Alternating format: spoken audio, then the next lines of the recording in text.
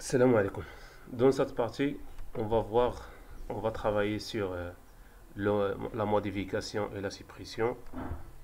Donc, on va modifier le lien href dans la bouton Edit.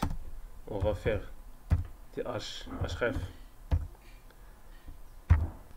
slash edit. C'est l'URL de la méthode edit. Il a besoin d'un paramètre ID égale $students.id.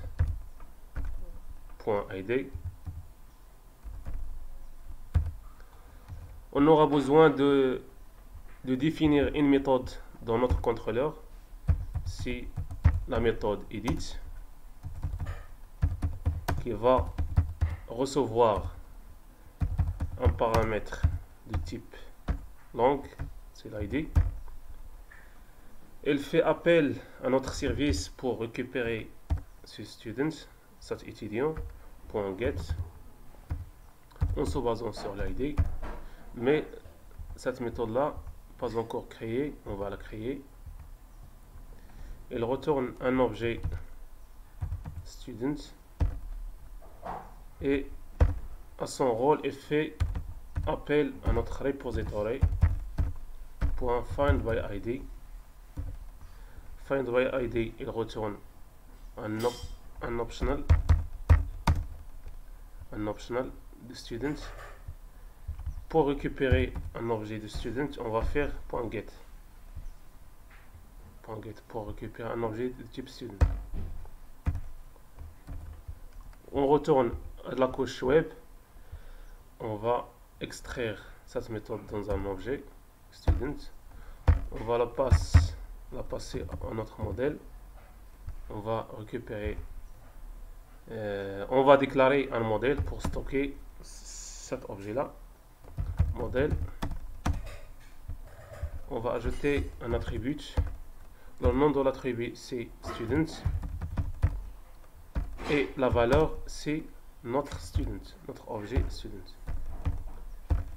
On va charger le formulaire de l'ajout, même formulaire. Donc on a gagné en termes de code, c'est student form. On va utiliser le même formulaire pour l'ajout et la modification, mais on aura besoin de définir un champ caché de l'ID parce que dans la modification on a besoin de l'ID. Donc on va ajouter le champ ID qui va se cacher.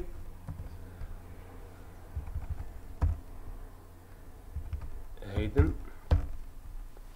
La valeur c'est l'ID de l'étudiant.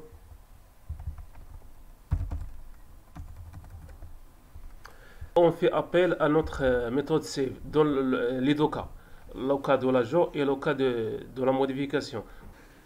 Dans le cas de la modification, l'ID de l'étudiant elle a une valeur not nulle, mais dans le cas de l'ajout, elle a une valeur nulle, mais elle est auto-increment côté base de données. Donc on va exécuter cette partie-là.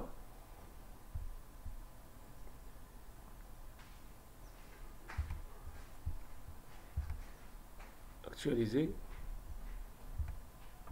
modifier le téléphone, ça marche. Donc la deuxième partie de cette vidéo c'est la suppression. Comme toujours, on doit modifier le lien dans notre bouton.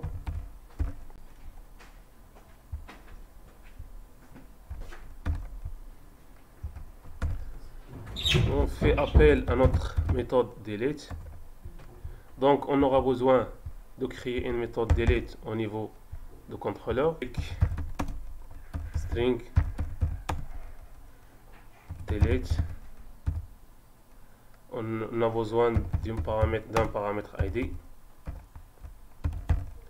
On fait appel à notre service .delete ID.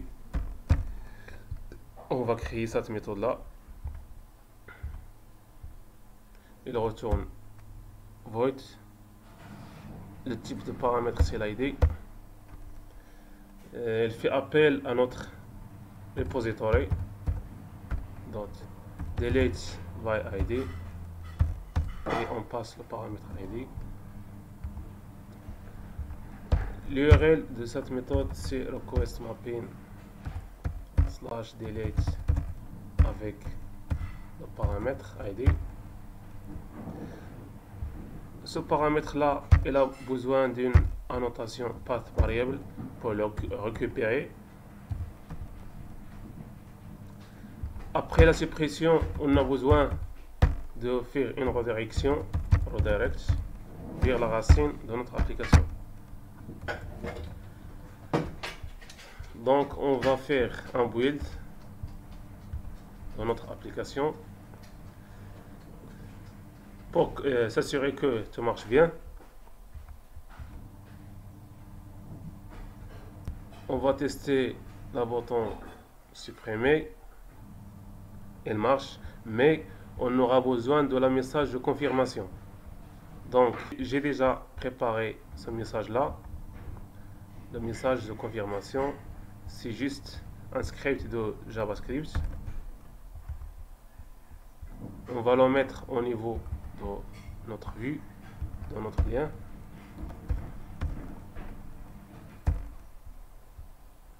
Are you sure you want to delete this student? Et après la suppression, on va afficher un message d'information comme quoi l'étudiant est supprimé avec succès. Donc, on va ajouter un objet redirect attribute.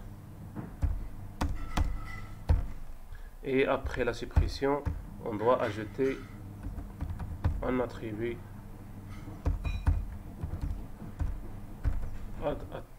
add flash attribute, le nom de l'attribut c'est success par exemple, mais la valeur c'est le message the student has deleted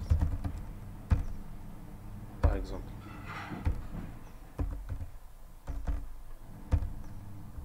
Dans la partie vue, pour afficher ce message là, on aura besoin de cette ligne là, c'est juste Bootstrap.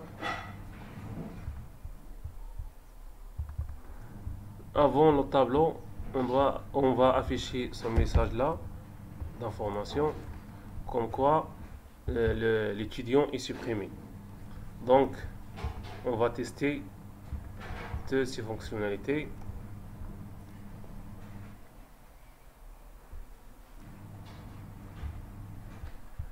Actualiser notre page. On essaie de supprimer étudiant.